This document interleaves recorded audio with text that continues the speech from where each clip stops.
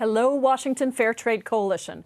My name is Jayapal, and it's truly an honor to serve as the Congresswoman for Washington's beautiful 7th District in the U.S. House of Representatives. Thank you so much for giving me the privilege of addressing you today, and a big thank you to Jillian Locascio for your important work leading the Fair Trade Coalition.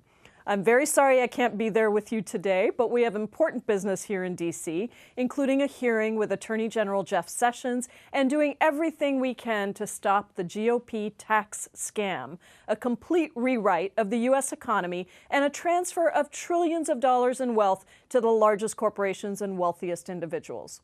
I appreciate that your breakfast this year is focused on NAFTA's impact on workers and immigrants because it's a critical issue that deserves everyone's attention. You all understand that this issue is very nuanced, with human impacts on the micro and macro levels, impacts on real people. Now, let me be very clear about where I stand on trade. I have said repeatedly that we can no more stop trade than we can stop migration. These are large-scale trends in our world that we have to recognize are here to stay. So the question is not, are we for or against trade? The question is, how do we structure trade deals that are actually beneficial to workers here and around the world and beneficial to our environment?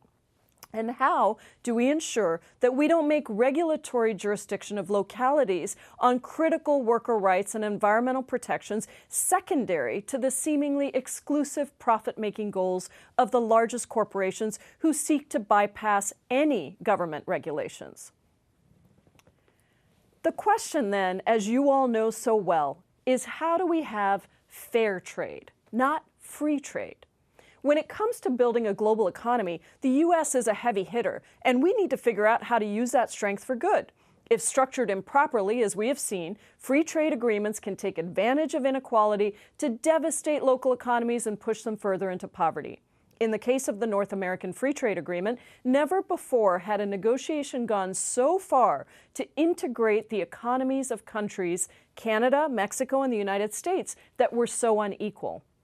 I come to this issue through the lenses of immigrant rights, economic justice, and international development. I'm an immigrant, born in India, and I came here when I was 16 years old, alone with the $5,000 that my parents had in their bank account to attend college. I worked in international development for a decade all over the world, in Latin America, Africa, and Asia, expanding access to reproductive and maternal health and focusing on programs that build the economy of villages across the world. After September 11th, I founded and ran for 12 years the immigrant advocacy organization One America. What began in the difficult days after 9/11 to initially combat hate crimes against Arabs, Muslims, and South Asians very quickly turned into preventing violations of civil and constitutional rights by the Bush administration, organizing against unconstitutional registries for religious and ethnic groups, fighting for comprehensive immigration reform, and running large-scale voter registration. Our organization built tremendous coalitions with many of you in the room, labor groups, faith groups, progressive businesses, and organizations. We worked at the intersections of economic, racial, and gender justice on everything from workers' rights to minimum wage and police accountability. And we grew to be the largest immigrant advocacy organization in the state and a leader across the nation. An enormous number of our members were from Latin America, including Mexico, and many personally felt the impact of NAFTA and immigrated north because of it. NAFTA gave the U.S. maximum access to Mexican resources and markets. We conceded very little to Mexico and gained access to their financial, agricultural, energy, textile, and manufacturing sectors. In return, Mexican firms were blocked in their efforts to access the U.S. transport, agricultural, and textile sectors. Mexico was not allowed to maintain many of its agricultural subsidies and manufacturing tariffs, but the United States was allowed to keep most of its own. Before NAFTA, communal farming lands, known as ejidos, could not be bought or sold. This was actually a right protected by Mexico's constitution. These communal lands comprised 29,000 communities and 3 million producers, encompassing 75% of all agricultural production at the time. Foreign investment was hesitant to move into Mexico with this constitutional provision, and so changing it constitutionally actually became a requirement of NAFTA. Now, government subsidies that had allowed ejidos to survive were disallowed by NAFTA, and the ejidos were divided among individual campesinos, farmers. These farm workers tried to make a living on their small pieces of land, just as their families had done for centuries, but they found that the rules of the game had been changed. They were now competing with subsidized large farm agriculture from the United States. I also want to take a moment to emphasize the importance of corn to Mexico as part of the economy and as part of the culture, and the effects that NAFTA had specifically on corn. When NAFTA was being negotiated, 3 million farmers, about 40% of Mexicans in agriculture, farmed corn.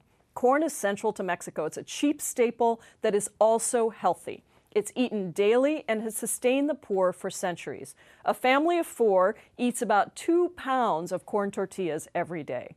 Corn in Mexico goes beyond simple sustenance. It's even part of their creation story, told in the Mayan Book of the People, the Popol Vuh.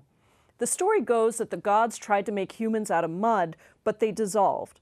They tried wood, but those humans lacked souls and brains. It was not until the animals bring them yellow and white corn that they were able to make the first people. NAFTA prohibited government subsidies of both corn and beans in Mexico, despite their economic and cultural significance. Coincidentally enough, NAFTA did not prohibit the U.S. government from subsidizing corn production for U.S. farmers, which meant that U.S. subsidized corn could flood the Mexican market, and it did. From 1997 to 2005, this U.S. corn went into Mexico at about 19% below the cost of production. There was absolutely no way for Mexican farmers to compete, and 1.3 million were driven out of business. Monthly income for self-employed farmers plummeted from 1,959 pesos a month in 1991 to 228 pesos a month in 2003. A campaign to end the inclusion of corn and beans as part of NAFTA had the slogan, "Sin maíz no hay país." Without corn, there is no country. And indeed, the result of NAFTA left many communities in Mexico without working-age men and often few working-age women. So what would you do if you could no longer feed your family? What would you do if your country's economy had just been destroyed by a neighboring country to the north, and now their economy was booming, and there were jobs there that needed more and more agricultural workers because their own workers were moving away from that kind of labor in the fields? What would you do if your wife was sick or your children couldn't get an education where you were anymore? Economics are not just national, they're individual. And I want to tell you the story of Teo. Teo is just one of many who make up the millions of individuals affected by NAFTA. Teo is a Mexican farmer that I met during my time running One America, who found himself exactly in this situation with his ejido. When the government told him that the ejido's land would no longer be communal and would instead be divided into small parcels for each farmer to work, Teo was actually excited at the beginning, because he believed what he was being told about the promise and prosperity of NAFTA for farmers like him. He thought that he would be able to better provide for his family. But what happened was actually much different. Now, Teo needed to buy his own machinery to work the land because it wasn't communal anymore. He needed to buy the seed and other materials, but it was much more difficult to negotiate good prices because now he was one individual buying in small amounts. Teo tried to get a loan from the bank, but with such a small piece of property and no other assets, he wasn't able to. And there was no way for Teo to compete with the large farm subsidies from the United States. After trying and trying to make it work, Teo's family was starving, and he felt he had no option but to come to the United States through a dangerous border crossing. Teo is one of millions of people who had to make the same untenable choice and risk everything for his family. Across Mexico, industries were suffering in the wake of NAFTA. In the United States, seeing that out-of-country operational costs were lower, many U.S. companies cut off U.S. branches of their manufacturing plants, and they sent those jobs to Mexico, which led to firings and plant shutdowns across the United States. While it would seem like U.S. jobs moving to Mexico might mean more jobs and better infrastructure for the people who live there at the expense of U.S. workers, this was not the case. Actually, what happened was workers in both countries lost out. Foreign factories gathered in the northern part of Mexico within 300 miles of the U.S. border where infrastructure was already established. That lack of infrastructural investment into the rest of Mexico, plus an influx of tariff-free U.S. goods at lower prices, led to shutouts and shutdowns for Mexican businesses. Total manufacturing employment in Mexico declined to 3.5 million by 2004 from a high of about 4.1 million in 2000. And like Teo's farming job, Mexican manufacturing jobs were disappearing and facing job loss, disruption, and displacement. Many people from Mexico crossed the border into the United States, where corn was being subsidized by the government and the agricultural industry was booming. It probably goes without saying that nothing in NAFTA addressed the impact of these policies on the people of Mexico.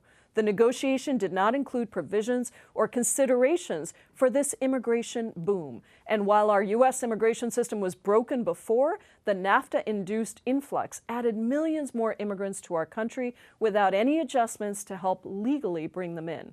Free trade and globalization, by definition, allow for the free flow of goods, capital, resources, and information, but not for the free flow of labor. It is both unfortunate and illogical that our immigration system is not tied to our economic needs. The outdated system in the United States has only a small number of visas available, and in truth, our economy actually needs more people than are currently allowed under the law. Jobs are open, and immigration boosts our economy, the world's economy, and even the well-being of people born in the United States. A recent report by the National Academies of Sciences, Engineering, and Medicine found that immigration to the United States from 1990 to 2010, both legal and undocumented, produced net benefits worth $50 billion a year to the native population. And some economists have estimated that allowing free cross-border movement of labor could more than double the world's gross domestic product.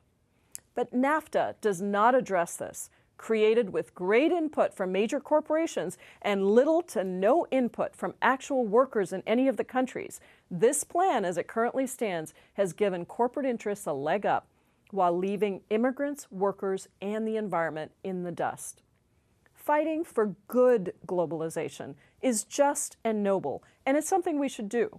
And with NAFTA nations currently renegotiating the deal, we have the power to make a change for the better. We need a renegotiation that benefits working families and doesn't give corporations the power to determine the fate of millions of jobs and people.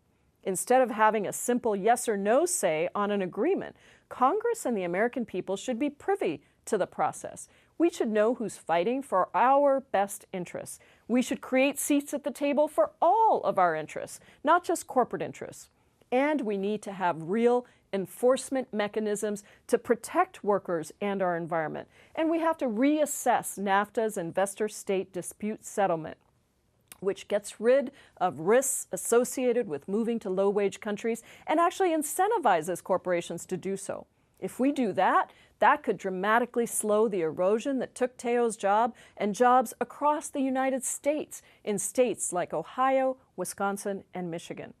And we need comprehensive immigration reform that ensures we're able to bring in workers who are displaced by poorly planned policies, workers that our economy still needs if we're going to grow.